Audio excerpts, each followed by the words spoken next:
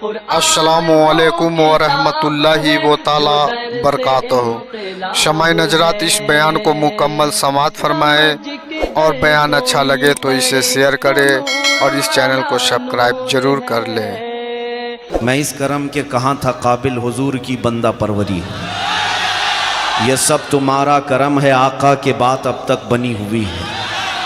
اور میرا انٹروڈکشن، میرا تعارف صرف اتنا ہی ہے، یا رسول اللہ تیرے عشق کی بدولت مجھے زندگی ملی ہے، تیرے عشق کی بدولت مجھے زندگی ملی ہے، میری بات بن گئی ہے تیری بات کرتے کرتے، میری بات بن گئی ہے تیری بات کرتے کرتے۔ اور اے سنیو، ہماری زندگی کا مقصد یہی ہونا چاہیے، ہے جو زندگانی باقی یہ ارادہ کر لیا ہے جو زندگانی باقی یہ ارادہ کر لیا ہے، تیرے منکروں سے آقا میں مروں گا لڑتے لڑتے، تیرے منکروں سے آقا میں مروں گا لڑتے لڑتے۔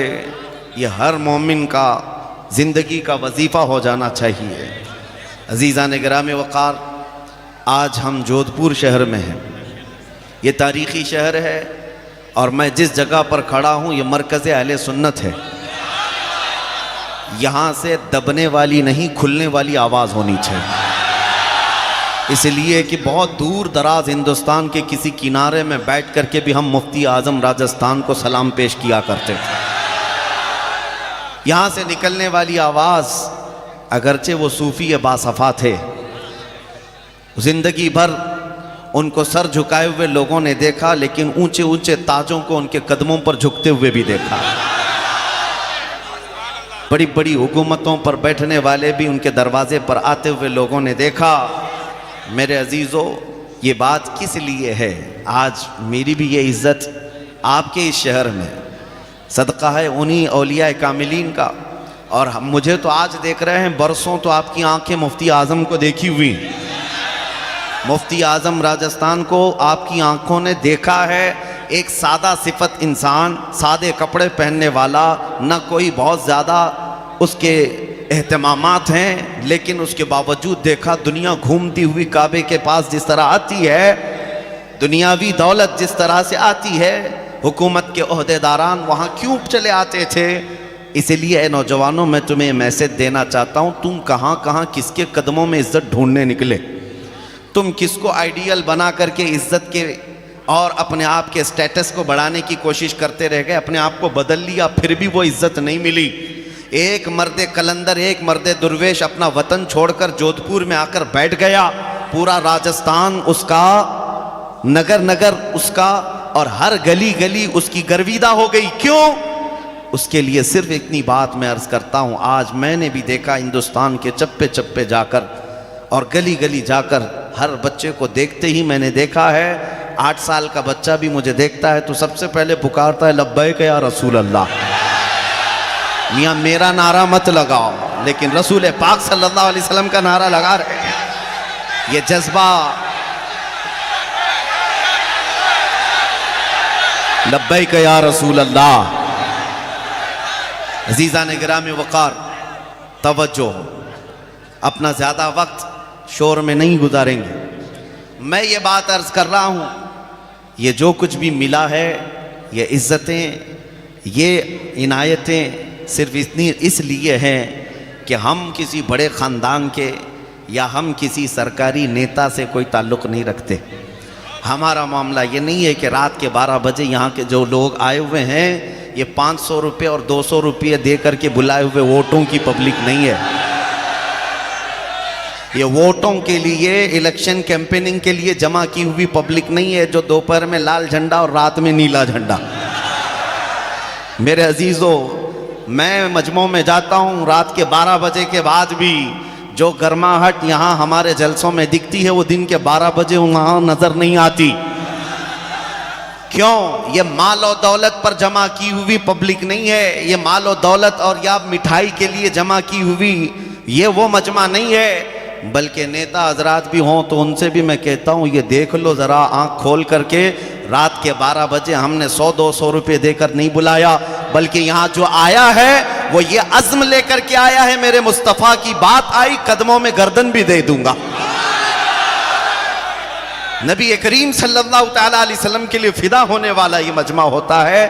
اسی لیے میرے عزیزو ہماری چلت پھرت سے بہت سارے لوگوں کو تکلیف بھی ہوتی، ڈر بھی لگتا ہے. لیکن اس جودھ پور کے اس تاریخی چوک میں میں کھڑا ہوں جہاں کبھی مفتی اعظم ہند کھڑے تھے، کبھی محدث اعظم ہند کھڑے تھے. یہ اگر تاریخی شہر ہے تو یقیناً ان بزرگوں کی وراثت ہمیں بھی ملی ہے. وہی وراثت آپ تک ہم پہنچائیں گے. اب آپ کو میں میسج دینا چاہوں گا. شہدائے کربلا کا یہ مہینہ ہے. محرم آتے ہی سنیوں کے ہاں امام حسین کا تذکرہ چھڑ جاتا ہے. لیکن یاد رکھو میرے عزیزوں، مولا امام حسین کا ذکر کرنے والے ہم حسین اعظم کا ذکر اس لیے نہیں کرتے کہ رو دھو کر کے سینہ پیٹ لیں گے یا ماتم کر کے غم منا لیں گے.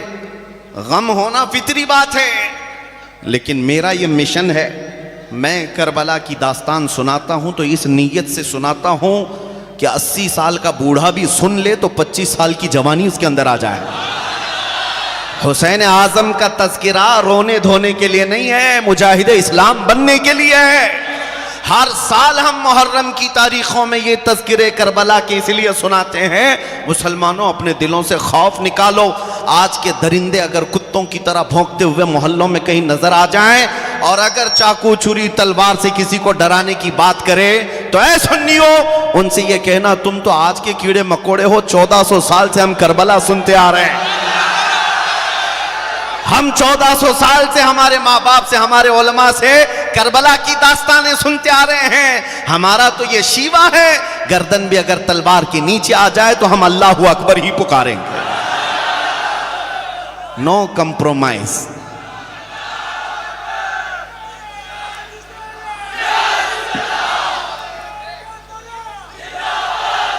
جو میسج مجھے دینا ہے وہ یہ ہے، اب توجہ سے سن لیں. اللہ قرآن میں فرماتا ہے وَجَاهِدُوا فِي اللَّهِ حَقَّ جِهَادِهِ هُوَ اجْتَبَاكُمْ.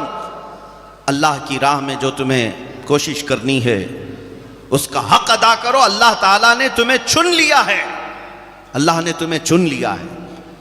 اور آپ کو میں یہ بتانا چاہوں گا کہ تمہیں یہ پراؤڈ فیل ہونا چاہیے، تمہارے اندر فخر ہونا چاہیے کہ میں مسلمان ہوں. اور اس پر مزید یہ ہے کہ اللہ تعالیٰ نے مسلمانوں میں بھی آپ کو عشق رسول کی دولت دی ہے. ہاں، اہل محبت میں تمہارا شمار ہے، رسول اللہ کے عاشقوں میں تمہارا شمار ہے. جودھ پور شہر آنے کے بعد یہاں کے دبنگ لوگوں کو دیکھا، یہ نوجوانوں کو، یا پھر صبح سے مل رہے ہیں ہر تیسرا آدمی تو نیتا ہی دکھتا ہے. لیکن یہ بطور تفریح میں کہہ رہا ہوں، نیتا بنو، خوشی سے بنو، کوئی مسئلہ نہیں ہے ہمیں. ہر تیسرا کیا ہر دوسرا بن جائے. لیکن میرے عزیزو، جس کے لیے اللہ تبارک و تعالیٰ نے کوئی بھی ذرا برابر بھی سرخروئی دنیا میں عطا کی ہے، جو مقام دیا ہے، اس کا سب سے پہلا کام یہ ہونا چاہیے میں ہر چیز کو کمپرومائز کر لوں گا، میرے نبی کے نام پر کوئی کمپرومائز نہیں کروں گا. مجھے یہ بات اس لیے کہنی پڑی کہ کچھ لوگوں کو یہ تکلیف بھی ہو جاتی اور ڈر جاتے ہیں. لبیک کا نعرہ لگتا ہے تو سہم جاتے ہیں. پرشاسن کی نگاہیں ہماری طرف ہوں گی، لوگوں کو ایسا لگنے لگے گا کہ یہ کون سی جماعت آ گئی، یہ پڑوس ملک کا نعرہ ہے. نہیں میرے عزیزو، میرے مصطفیٰ کسی پاکستان کے ہی نہیں ہیں. نبی کریم صلی اللہ تعالیٰ علیہ وسلم کا نام پوری کائنات کے لیے آبرو ہے.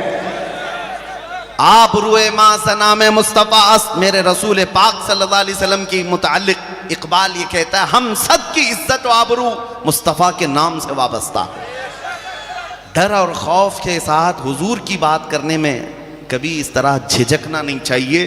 بریلی کے امام اعلیٰ حضرت فاضل بریلوی کیا فرماتے ہیں سنو، خوف نہ رکھ رضا ذرا تو ہے عبد مصطفیٰ.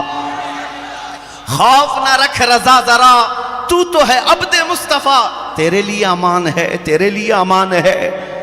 یہاں پر جن لوگوں کو ایسا لگتا ہو، میں اتر پردیش میں ایک پروگرام میں تھا اور اس کے بعد دوسرے چند دنوں کے بعد ایک عالم دین تھے، مولانا صاحب سے آئے، کہا کہ حضرت آپ کے جلسے میں بیٹھا تھا. آس پڑوس میں بیٹھنے والے توجہ سے سن لیجیے، آپ کے ساتھ فوٹو میں آ جاتے ہیں تو دوسرے دن سے ہمارے لیے بھی تحقیقات شروع ہو جاتی ہیں. مولانا صاحب نے کہا دوسرے دن ہی پولیس والوں نے مجھے بلا لیا تھانے پہ، کہا کہ آپ وہاں بیٹھے ہوئے تھے اور بہت لبیک لبیک کے نعرے لگا رہے تھے۔ تو میں نے کہا کیا بات ہے، آپ کو کیا ہے؟ کہا انہوں نے کہا کہ کیس فلاں حالات ایسے ہو گئے، آپ کے اوپر کیس ڈال دیں گے، کوئی سیکشن لگا دیں گے۔ لگایا اگرچہ نہیں۔ میں نے ان سے کہا آپ ڈرے ہیں اس بات پر؟ ڈرے ہوئے ہیں؟ میرے عزیز بھائی، میں ان سے کہا فخر کرو، دنیا چوری کر کے تھانے جاتی ہے، تم رسول اللہ کا نام لے کر تھانے پہنچے ہو، اس سے بڑے فخر کی بات کیا ہے؟ تم نبی پاک صلی اللہ علیہ وسلم کا نام لے کر پہنچے ہو۔ میرے تاج الشریعہ رحمت اللہ تعالیٰ علیہ فرماتے کہ اگر ان کے نام پر ہتھکڑیاں لگائی جائیں تو یہ دنیا کا سب سے قیمتی زیور ہوگا، یہ سب سے قیمتی زیور ہوگا۔ خوف نہ رکھو، ڈرو نہیں۔ ہاں چوری کر کے جانا ہے، مار دھاڑ کر کے جانا ہے، کسی کا ریپ کر کے کوئی گیا ہے، اس کے لیے یہ ذلت ہے۔ نبی پاک صلی اللہ تعالیٰ علیہ وسلم کے نام پر گیا ہے تو وہ بلال حبشی کا وارث ہے، وہ خبیب ابن عدی خباب ابن الارت کا وارث ہے۔ نبی کریم صلی اللہ تعالیٰ علیہ وسلم کی بارگاہ میں چلے جانا، کل قیامت کے دن کھڑے ہونا۔ اگر دنیا نے پکڑ کر کے تمہیں جرموں کی سزا دی تھی یہاں پر، بارگاہ مصطفیٰ میں تو سب کو پہنچنا ہے قیامت کے دن، عرض کرنا یا رسول اللہ دنیا میں مجھے آپ کا نام لینے کی وجہ سے ہتھکڑیاں لگائی گئیں یا مارا پیٹا گیا ہے، میرا یقین یہ کہتا ہے اس دن اگر حضور کے بازو کھل گئے تو اس سے بہتر پناہ تمہارے لیے کیا ہو سکتی ہے؟ اس سے بہتر پناہ کیا ہو سکتی ہے؟ خوف اور ڈر یہاں سے نکالو۔ ابھی حضرت سید مظفر حسین کچھوچوی رحمت اللہ علیہ کا ذکر ہو رہا تھا، مجھے ایک بات یاد آتی ہے۔ ان کو اپنے زمانے میں قید میں ڈال دیا گیا تھا، جیل میں بند کر دیا گیا تھا، تب انہوں نے ایک مشہور شعر لکھا تھا، مظفر کو مقید نہ سمجھ اے سیاد، مظفر کو مقید نہ سمجھ اے سیاد، میری یہ اسیری بھی سنت آبائی ہے، ہمارا قید ہونا بھی ہمارے بزرگوں کی سنت ہے۔ اس لیے میں جہاں جاتا ہوں نوجوانوں کے دلوں سے میں خوف نکالنا چاہتا ہوں، بے خوف ہو کر جیو۔ ایک سوال آپ سے کرتا ہوں، دل پر ہاتھ رکھ کر کے بتانا، تم جس خدا کی عبادت کرتے ہو وہ خدا سچا ہے یا نہیں؟ تمہارا رسول سچا ہے یا نہیں؟ اللہ کی کتاب قرآن سچی ہے یا نہیں؟ میرا دین اسلام سچا ہے یا نہیں؟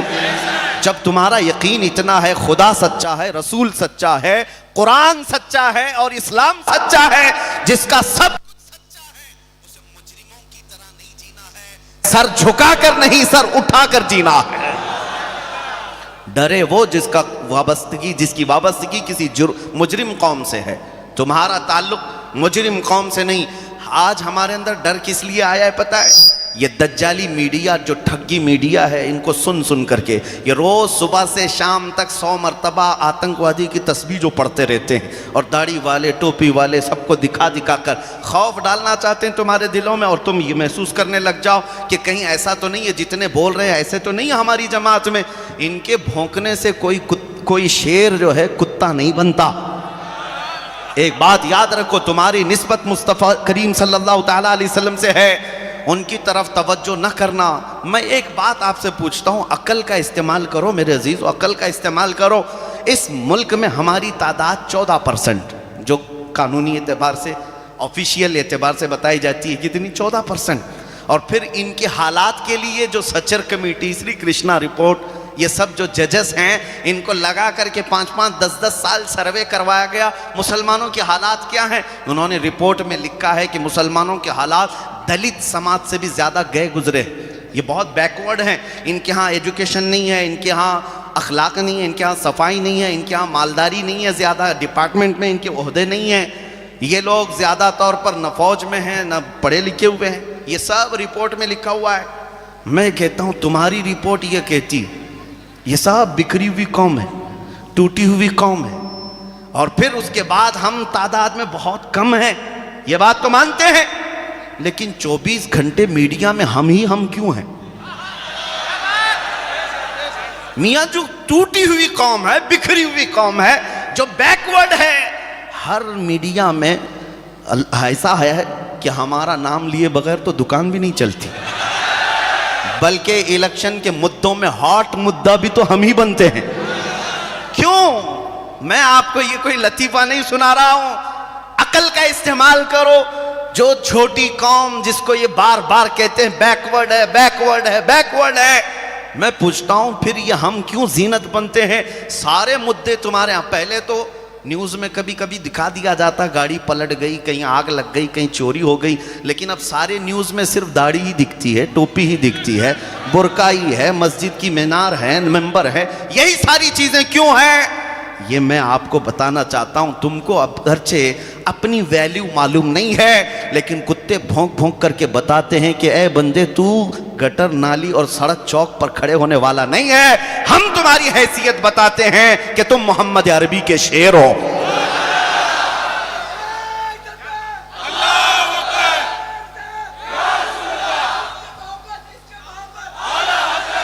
سب کچھ ہمارا لٹ جانے کے بعد بھی آج ہم ہی نشانے پر ہیں۔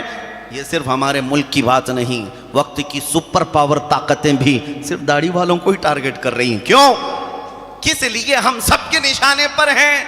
بکھری ہوئی قوم، ٹوٹی ہوئی قوم، ہمارا کوئی ڈھنگ کا قائد نہیں ملتا، سب قیادت ختم ہو گئی، سیاست ختم ہو گئی، حکومت ختم ہو گئی، پھر بھی کیوں نشانے پر ہیں؟ اس کو اقبال سے اگر سننا ہو تو 100 سال پہلے اقبال نے کہا تھا، کچھ بات تو ہے کہ مٹتی نہیں ہستی ہماری، کچھ بات تو ہے کہ مٹتی نہیں ہستی ہماری، صدیوں رہا ہے دشمن دور زماں ہمارا، توحید کی امانت سینوں میں ہے ہمارے، آسان نہیں مٹانا نام و نشاں ہمارا، یونان و مصر و روما سب مٹ گئے جہاں سے، باقی مگر ہے اب تک نام و نشاں ہمارا۔ یہ ہے کوئی تو طاقت جو تمہارے سینے میں موجود ہے، یہ تمہیں بار بار احساس دلا رہے ہیں ابھی تم مرے نہیں ہو، ابھی تم زندہ ہو۔ اگر مری ہوئی قوم ہوتی تو تم مدعا کبھی نہیں بنتے، ابھی تم مدعا بنے ہوئے ہو تو اس کا مطلب ہے زندگی کی شعاعیں ابھی تمہارے اندر موجود ہیں۔ لیکن ایک بات میں آپ کو بتا دوں، دنیا کو کس بات کا خوف ہے، ڈر کس بات کا ہے؟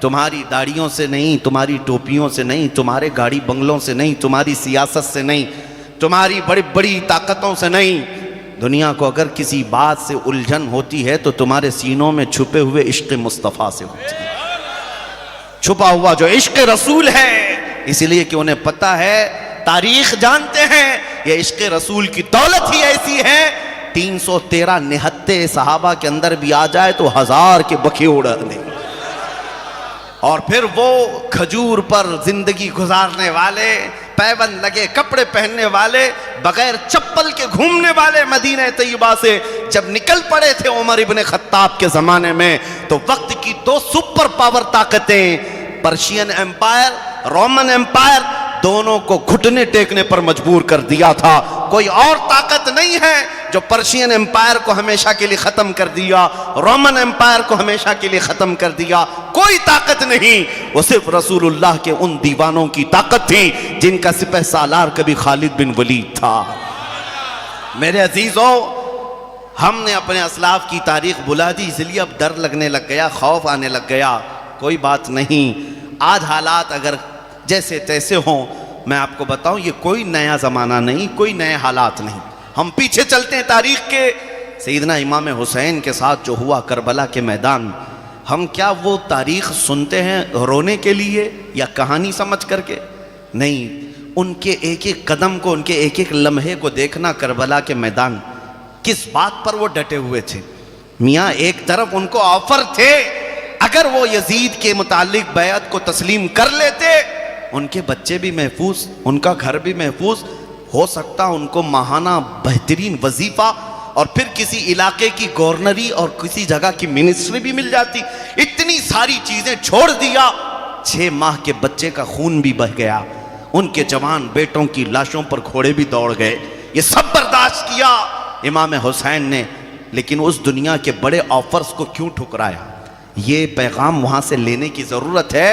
اے نوجوانوں، یہ تو بہت پہلے کی باتیں سمجھ رہے ہو آپ، 1400 سال پہلے کی۔ مولا حسین کی روح آج بھی ہماری مدد کر رہی ہے، یہ کہتے ہوئے تمہارے زمانے میں اس طرح کے یزیدی کتے اگر آ جائیں تو تمہیں اس میدان مصطفیٰ کو چھوڑ کر کبھی کسی یزید کی طرف جھکاؤ ہرگز نہیں رکھنا۔ جس میدان میں بھی تمہیں لتھیڑنے کی کوشش کی جائے، تم دامن حسین سے اگر وابستہ ہو تو یہ نعرہ لگا کر کے جانا، مرد حق باطل کے آگے مات کھا سکتا نہیں، سر کٹا سکتا ہے لیکن سر جھکا سکتا نہیں۔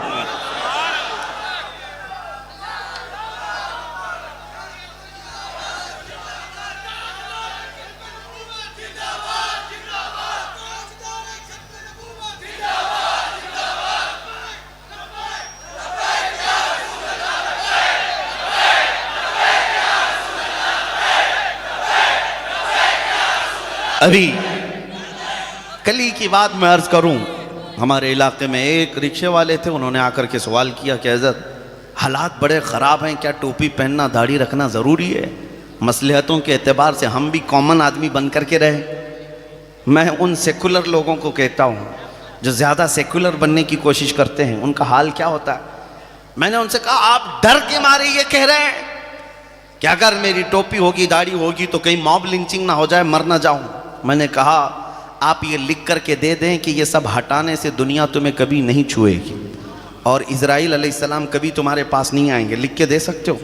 کہا نہیں، موت تو آنی ہی ہے، موت تو کبھی بھی آئے گی۔ میں نے کہا ہے نادان، جب پتہ ہے موت تو آنی ہے تو عشق مصطفیٰ اور سنت مصطفیٰ میں آ جائے تو کیا بڑی بات، کون سی دقت کی بات ہے؟ جب مرنا ہی ہے تو حضور پاک صلی اللہ تعالیٰ علیہ وسلم کے اخلاق لے کر کے جائیں۔ جب دنیا سے جانے کا وقت ہو تو میرے عزیزو دنیا بھی جنازہ اٹھانے میں فخر محسوس کریں۔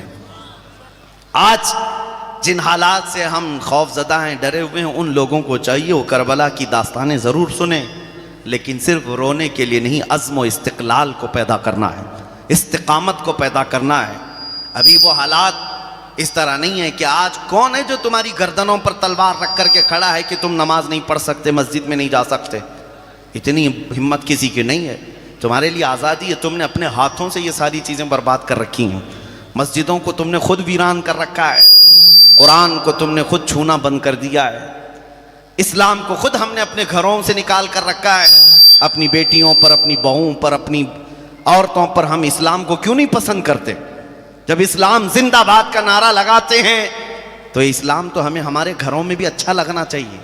شادیوں کے محلوں میں تو اسلام غائب ہو جاتا ہے، اسلام تو صرف مسجدوں میں دکھتا ہے۔ تو مسجدوں میں اسلام کو باقی رکھ دیا اور باقی تمہاری شادیوں میں، ولیموں میں اور دوسرے تقریبات میں تو کہیں نظر نہیں آتا۔ عورتیں بے پردہ، مرد ناچ گانے پر مصروف ہیں۔ کیا یہ اسلام ہے؟ ہم نے اپنے ہاتھوں سے اگر اس کو کمزور کرنا شروع کیا تو دوسروں پر بلیم ڈال کر کے کیا مطلب ہے؟ حالات جو خراب ہوتے ہیں، اسی لیے کہا ہے کہ خود کسی قوم کی شوکت پر اس وقت تک زوال نہیں آتا جب تک اس کی خود کی قوت فکر فنا نہیں ہو جاتی۔ قوت فکر و عمل پہلے فنا ہوتی ہے جب کسی قوم کی شوکت پہ زوال آتا ہے۔ آپ نے یہ اگر عزم کر لیا کہ ان حالات میں مجھے نبی پاک کے اخلاق کو زندہ کرنا ہے تو ایک بشارت سن کر کے جاؤ۔ نبی رحمت صلی اللہ تعالیٰ علیہ وسلم فرماتے ہیں من تمسک بسنتی عند فساد امتی فلہ اجر 100 شہید۔ جو ایسے فساد کے وقت جہاں رسول اللہ کی سنتیں ختم کرنے کی بات کی جا رہی ہو، اس زمانے میں اگر کسی نے میری ایک سنت کو زندہ کیا، میرے آقا فرماتے ہیں اللہ اسے 100 شہیدوں کا ثواب عطا کرے گا۔ نوجوانوں، آج تو اس بات کا عزم کرنا چاہیے، اس بات کا عزم کرنا چاہیے کہ مجھے میرے نبی کی سنتوں کو زندہ کر کے جانا ہے، حضور اکرم صلی اللہ تعالیٰ علیہ وسلم کے اخلاق کا احیاء کرنا ہے۔ اگر تم نہیں حضور کے ترجمان بنتے تو پھر دوسروں سے کیا توقع رکھتے ہو؟ آج حضور اکرم صلی اللہ تعالیٰ علیہ وسلم تک جو انگلیاں اٹھ گئیں، اس کی وجہ کیا ہے؟ ہم نے خود دامن مصطفیٰ سے اتنی دوری اختیار کر لی ہے، اتنی دوری اختیار کر لی ہے کہ پہلے کے لوگ صرف حضور اکرم صلی اللہ علیہ وسلم کے اخلاق دیکھنا چاہتے تو مسلمانوں میں دیکھ لیتے، حضور کی سنتیں دیکھنا چاہتے تو تم میں دیکھ لیتے۔ ایک ایگزامپل میں آپ کو بتا دوں، تمہارا عمل آج بھی دنیا میں انقلاب لا سکتا ہے۔ تمہارا عمل، اور ہماری قوم کس بات کے انتظار میں؟ آسمان سے ابھی مدد آ جانا چاہیے، آسمان سے فرشتے اتر جائیں، زمین سے کوئی طاقت آ جائے جو غیب سے تمہاری مدد کرے۔ تم کچھ نہیں کرنا چاہتے، تم کچھ نہیں بدلنا چاہتے۔ آسمان سے مدد کب آتی ہے پتہ ہے؟ بدر کے میدان میں آئی ضرور 5000 فرشتوں کی مدد، لیکن آپ کو پتا ہے وہ 313 صحابہ مدینے سے 160 کلومیٹر تک گرمیوں کی شدت میں بغیر چپل کے چل کر گئے. ریت کی زمین پر آج اگر آپ 2 منٹ کھڑے ہو جائیں پیروں میں آبلے پڑ جائیں گے, پیروں کے اندر تمہارے چھالے پڑ جائیں گے. وہ رسول پاک کے صحابہ تھے, بغیر کسی چھت کے سائے کے 150 کلومیٹر تک چلتے رہے. وہ بھی رمضان کا مہینہ تھا, 17 رمضان المبارک کی تاریخ ہے. انہوں نے تو جگر نکال کر رکھ دیا میرے آقا کے قدموں میں. انصار صحابہ حضور کے, مدینے کے, حضور نے جب تقریر کی کہ یہاں سے جو جانا چاہے وہ جا سکتا ہے, تمہارا کیا مشورہ ہے؟ انصار صحابہ میں سے ایک صحابی کھڑے ہو کر کہتے ہیں یا رسول اللہ صلی اللہ علیہ وسلم, ہم تو مدینے سے چل کر بدر تک آ گئے جو 150 کلومیٹر کا فاصلہ ہے. یمن کی راجدھانی صنعا جو 1500 کلومیٹر دور ہے مدینے سے. وہ صحابی کہتے ہیں آقا اگر آپ یمن کے صنعا تک بھی ہمیں اس طرح چلائیں ہم پیچھے مڑ کر کبھی نہیں دیکھیں گے, ہمارے سامنے اللہ کا رسول ہے. یہ عزم تھا ان کا, یہ استقامت تھی. انہوں نے تو جگر نکال کر رکھ دیا تھا. تب اللہ کی مدد آئی, تب 5000 فرشتے اترے, اور ہم گھروں میں بیٹھ کر کے گانے سنتے رہیں, سیریل اور ٹی وی دیکھتے رہیں, اور روزانہ یہ انتظار کرتے رہیں اللہ کی مدد کب آئے گی. اللہ کی مدد آئے گی. تم خود اپنے اندر سے انقلاب پیدا کرو, تمہارا ایک عمل لوگوں کے اندر انقلاب لا سکتا ہے. یہاں سے سیدھے یہاں لے کر کیا رہے, ایک دوسرے کا وہ منہ دیکھ رہے تھے. کہا ہم تو ڈیوٹی پر تعینات تھے لیکن ہم نے دیکھا نہیں. ہم لوگوں کو ایک دن پہلے فوٹو بھی بھیجی گئی تھی اور روکنے کے لیے کہا بھی گیا تھا. ہم نے کہا آپ کو فوٹو بھی بھیج دی گئی, روکنے کے لیے کہا گیا, میں چوری کرنے تو نہیں آیا تھا, چوری کرنے تو نہیں آیا تھا, میں میرے مصطفیٰ کی عزت کے لیے آیا تھا. سنو, آج تمہاری نظروں میں بچ گئے ہوں گے یا تمہیں نظر نہیں آئے ہوں گے, ہمارا تو عقیدہ یہ ہے قیامت کا میدان بھی ہوگا, ڈھونڈا ہی کریں صدر قیامت کے سپاہی, ڈھونڈا ہی کریں صدر قیامت کے سپاہی, وہ کس کو ملے جو تیرے دامن میں چھپا ہو.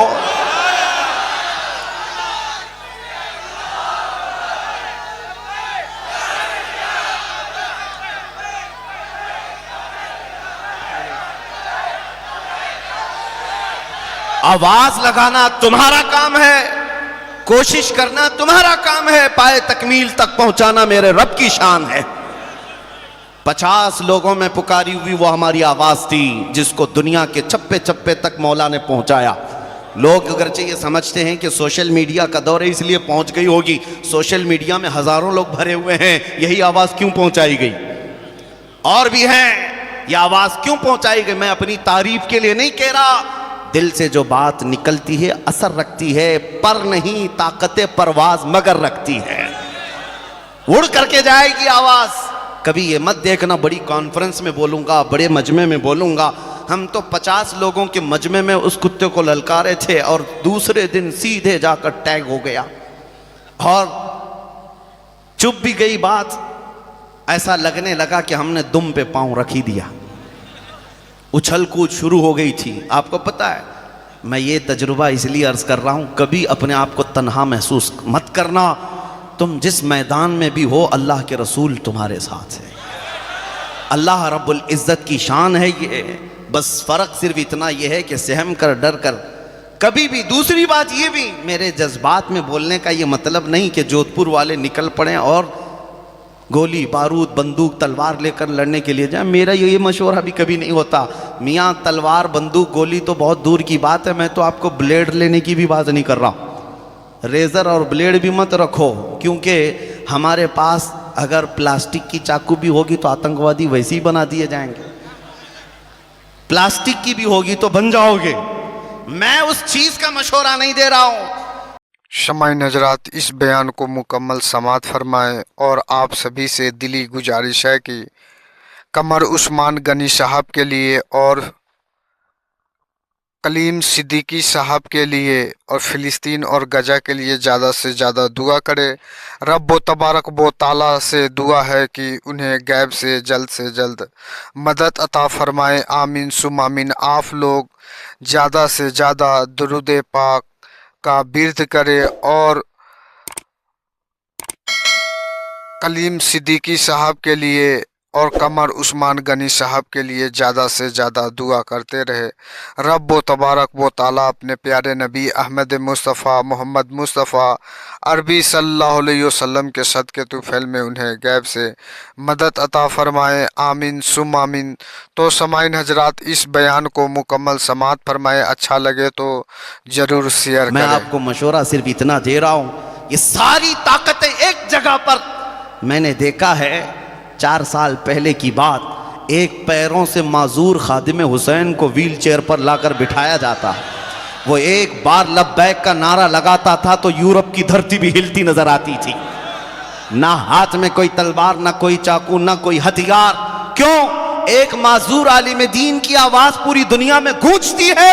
इसका मतलब ये है, ताकत तख्तो ताज को नहीं कहते, ताकत फौज और ताकत को नहीं कहते, ताकत दर हकीकत इश्क़ मुस्तफ़ा को कहते हैं। वो तुम अपने सीनों में ले आओ, फिर तुम्हें किसी हथियार की नहीं, तुम्हारा चलना फिरना भी बहुत सारे कीड़ों की नींद हराम कर देगा।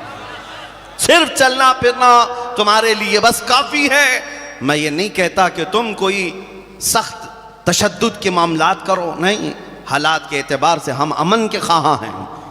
हमेशा मेरे आका सल्लल्लाहु तआला अलैहि वसल्लम ने अमन की दावत दी है।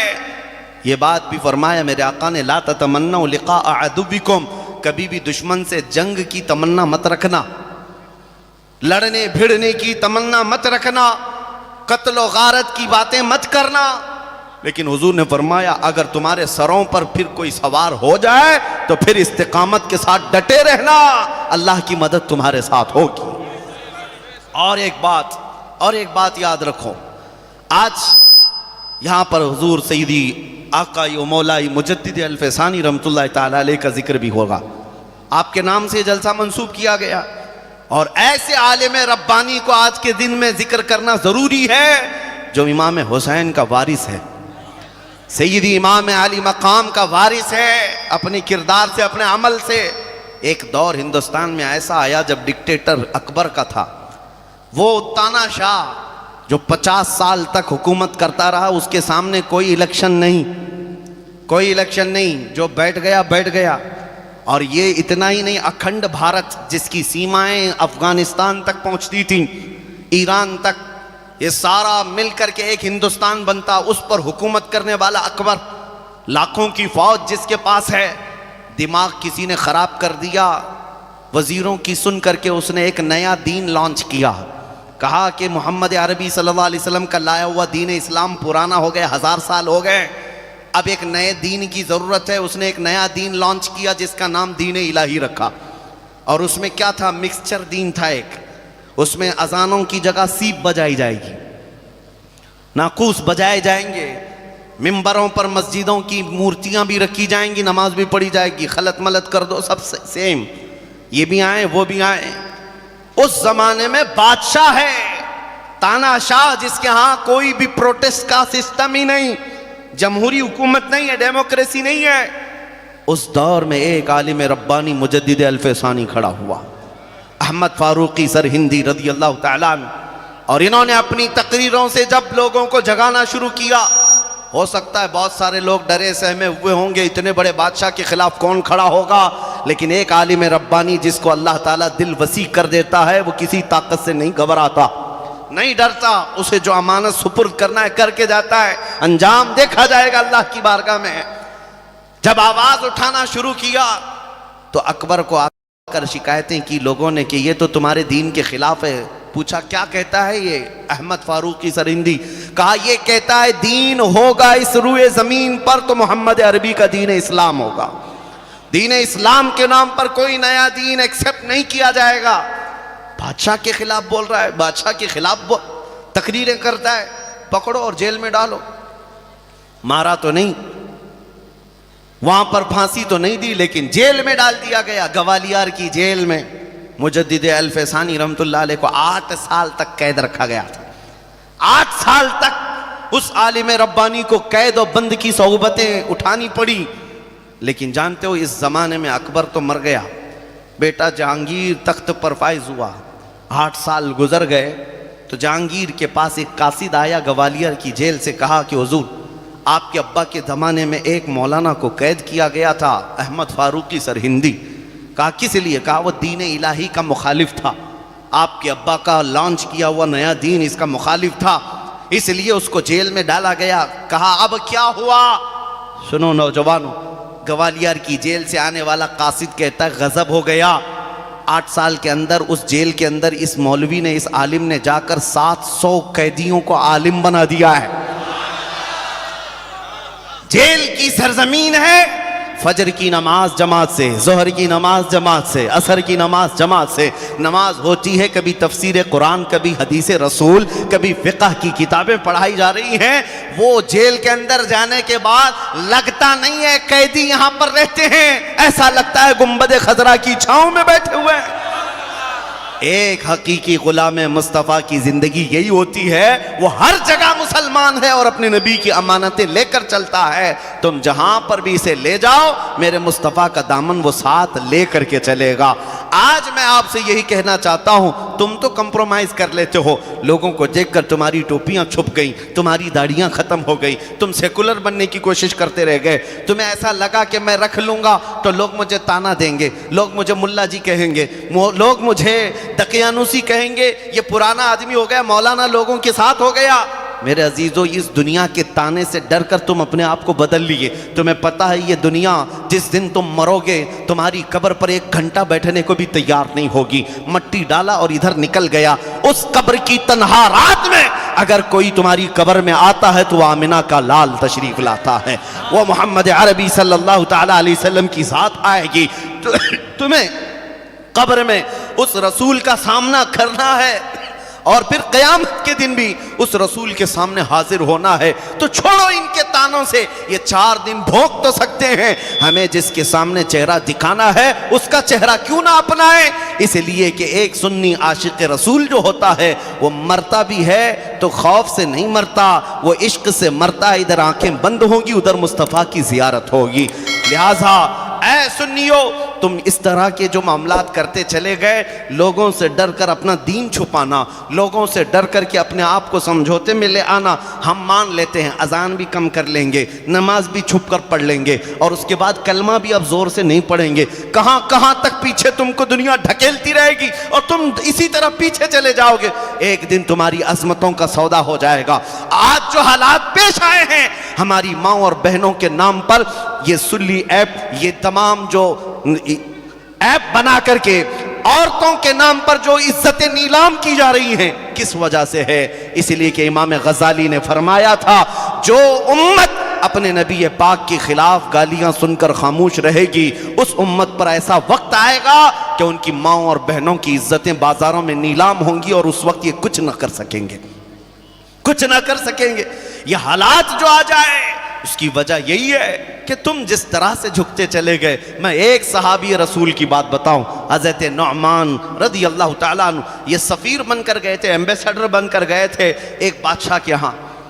ایک بادشاہ جو مذہب اسلام سے تعلق رکھتا نہیں ہے، حضور پاک صلی اللہ تعالیٰ علیہ وسلم کے صحابی سفیر بن کر کے گئے.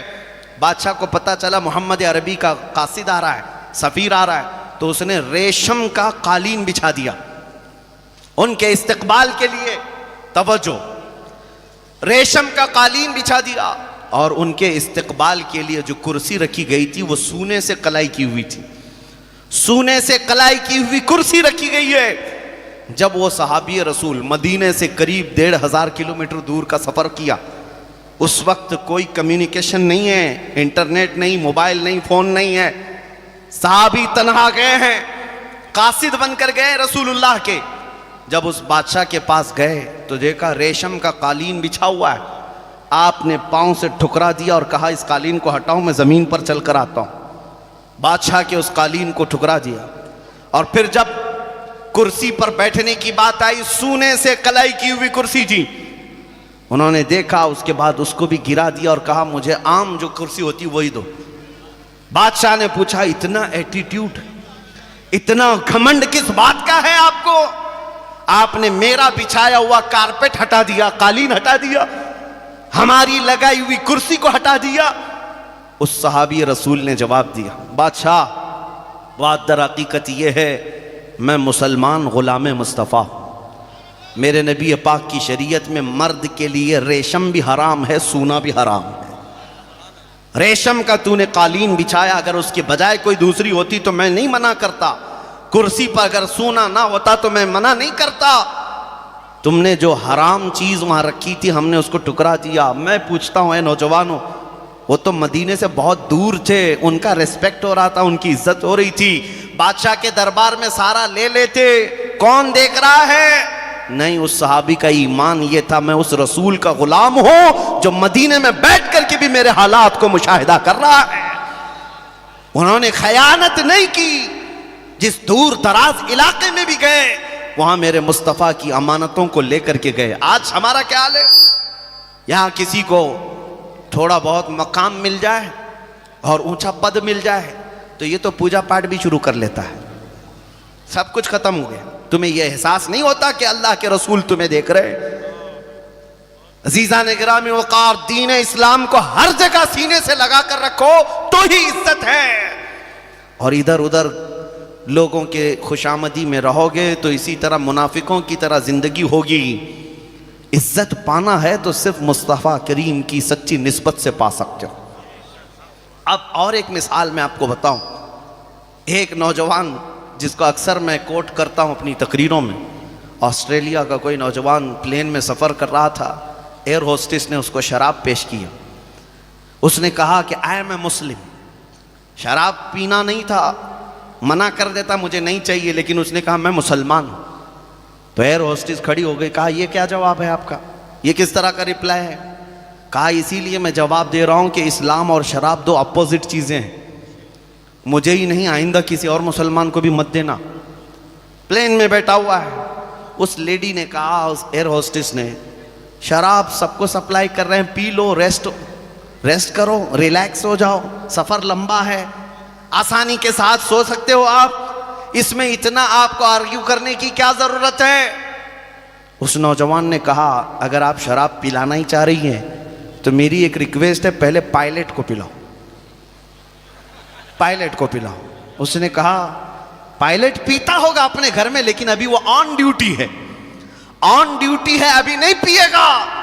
اس مسلمان نے کہا ایئر ہوسٹس سے، محترمہ یاد رکھو مسلمان پوری زندگی آن ڈیوٹی ہوتا ہے۔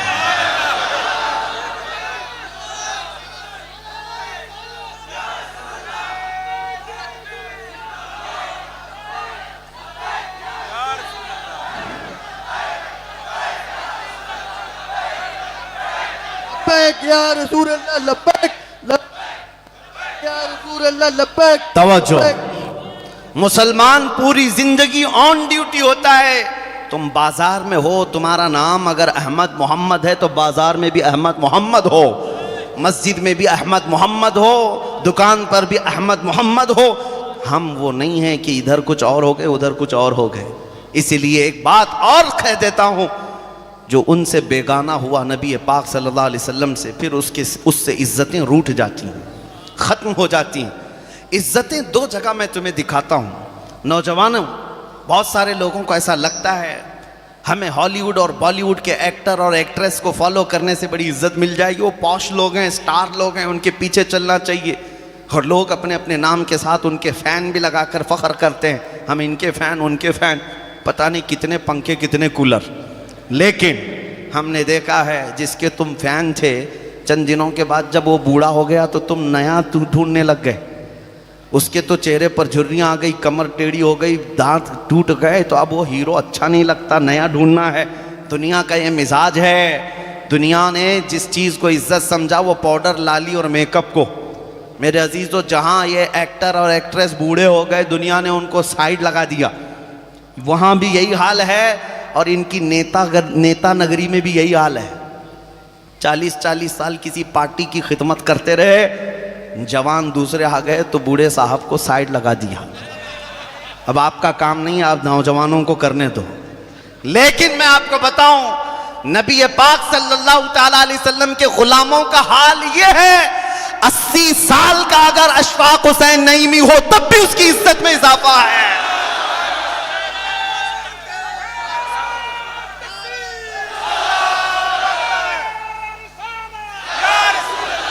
یہاں پر بڑھاپا عزت ختم نہیں کرتا.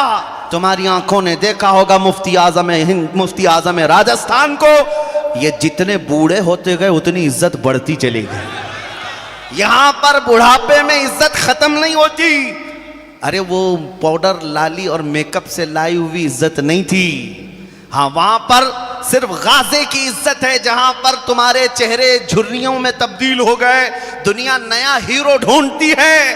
لیکن میں نے مرشد گرامی حضور تاج الشریعہ کو دیکھا ہے, جن آنکھوں نے انہیں دیکھا ہوگا 75 سال کی عمر ہے, لیکن لا کر کے بٹھا دو اور ایک طرف 1 لاکھ بڑے بڑے بیوٹی لوگوں کو لا کر کے, خوبصورت لوگوں کو لا کر بٹھا دو, دنیا ان کی طرف نہیں دیکھتی, اس وارث علوم اعلیٰ حضرت کی طرف بغیر ٹک ٹکی باندھے دیکھتی رہتی ہے, بغیر پلک جھپکائے دیکھتی رہتی ہے. کیوں؟ اس بڑھاپے میں بھی ان کی یہ عزت ہے کہ یہ جتنے بوڑھے ہو گئے اتنے خوبصورت بھی لگتے ہیں, اتنے خوبصورت بھی لگتے ہیں. اس لیے میں کہتا ہوں عزت جو ملتی ہے وہ پاؤڈر لالی اور میک اپ سے نہیں, عزت جو ملتی ہے وہ دامن مصطفیٰ سے چھن کر کے آتی ہے. آج پھر میں فخر سے یہ کہتا ہوں, آج ہمیں بھی جو ملا ہے وہ صرف اتنا ہے, یہ ناز یہ انداز ہمارے نہیں ہوتے, جھولی میں اگر ٹکڑے تمہارے نہیں ہوتے, جب تک کہ مدینے سے اشارے نہیں ہوتے, روشن میری قسمت کے ستارے نہیں ہوتے. اے سنیو تمہیں پیغام یہ ہے, بے دام ہی بک جائے یہ بازار نبی میں, بے دام ہی بک جائے یہ بازار نبی میں, اس شان کے سودے میں خسارے نہیں ہوتے. جو وہاں کا غلام ہوا اس کی عزتیں بڑھتی چلی گئی. بلال حبشی کو آج احترام کی نظر سے ہم دیکھتے ہیں, اگرچہ وہ حبشہ کے رہنے والے تھے, کالے تھے, کالی عورت کے بیٹے تھے, لیکن جانتے ہو رسول کریم صلی اللہ تعالیٰ علیہ وسلم کی غلامی سے وابستہ ہونے کے بعد عزت کا حال یہ ہے. جب مکہ فتح ہوا تھا میرے آقا نے بلال کو خانہ کعبہ کی چھت پر چڑھا دیا تھا, تاکہ دنیا یہ دیکھ لے جس بلال کے پاؤں میں تم رسی ڈال کر کھینچتے تھے, انہیں کوڑے مارتے تھے, انہیں انگاروں پر سلاتے تھے, میری غلامی کی وجہ سے حالات کو بدل لینے دو, پھر نبی پاک کے غلام کی عزت دیکھ لینا, اللہ تعالیٰ اسے کعبے کی چھت پر پہنچا دیتا ہے. اسی لیے آج کے حالات سے بھی گھبرانا نہیں, استقامت کا دامن تھامے رکھنا, اپنے نبی پاک سے وابستگی برقرار رکھنا, چاہے ہمارے 1000 ٹکڑے ہو جائیں, ہمارے نبی پاک کے نام سے ہم کوئی کمپرومائز نہیں کریں گے. حالات آتے ہیں, کربلا میں بھی آئے, لیکن یہ اینڈ نہیں ہو سکتا, اینڈ نہیں ہو سکتا. اس لیے کہ ہمارا ماننا یہ ہے قتل حسین اصل میں مرگ یزید ہے, اور اسلام زندہ ہوتا ہے ہر کربلا کے بعد. آج حالات کی خرابی کا رونا مت رونا, میں اس کے لیے ہمیشہ ایک شعر گنگناتا ہوں, کچھ دیر کی خاموشی ہے پھر شور آئے گا, کچھ دیر کی خاموشی ہے پھر شور آئے گا. آج اگر کتوں کا وقت ہے تو کل ہمارا دور آئے گا.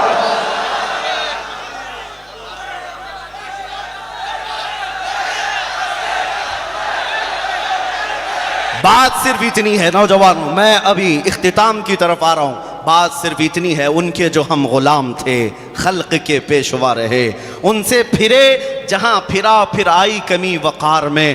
میں تمہیں اس پوائنٹ پر لانا چاہتا ہوں, لوگ اگر سمجھ نہیں پا رہے ہوں تو پھر میں وضاحت کے ساتھ بتا دوں.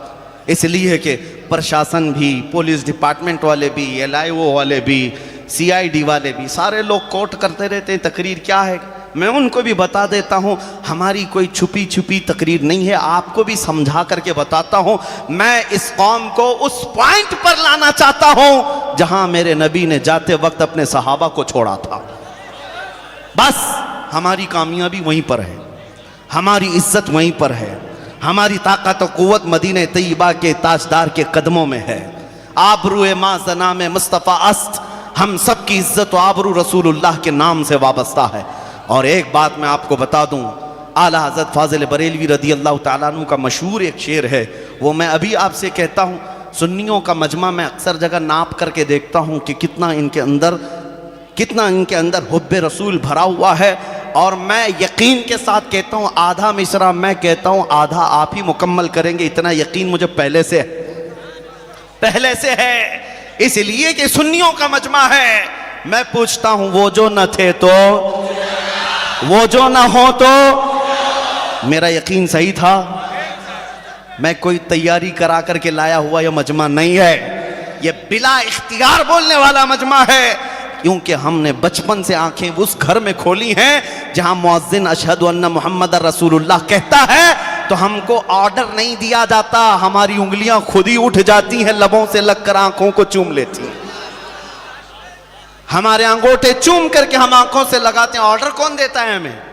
کوئی کہتا ہے آپ کو کہ حضور کا نام آئے تو چومو چومو؟ نہیں، ادھر مؤذن پکارا، ہماری انگلیاں خود اٹھتی ہیں، لبوں تک خود جاتی ہیں۔ یہ اس بات کی علامت ہے ابھی تمہارے سینوں میں حضور کے لیے پیار بھرا ہوا، ابھی ان کے لیے شمع جل رہی ہے، اسی لو کو تھوڑی تیز کرنے کی ضرورت ہے۔